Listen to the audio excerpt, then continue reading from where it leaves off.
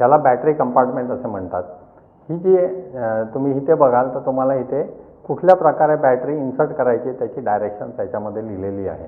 जेव्हा ही जी बॅटरी आहे याला कॅनन ep8 हा या बॅटरीचा नंबर आहे, त्याच्यावरती एक ॲरोही दिलेला आहे, तुम्हाला दिसत असेल ॲरो। तर तो ॲरो या पद्धतीने आपण बॅटरी कंपार्टमेंटमध्ये टाकूया। कंपार्टमेंटमध्ये टाकल्यानंतर जेव्हा लॉक होतं तेव्हा टक असा आवाज येतो। त्याच्यानंतर आपण हे लीड बंद करू।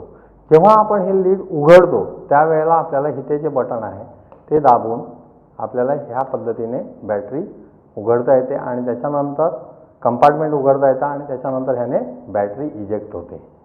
ही या पद्धतीने आपण कॅमेऱ्याची बॅटरी इन्सर्ट करू शकतो। अशा पद्धतीने मी कॅमेऱ्याची बॅटरी इन्सर्ट केलेली आहे।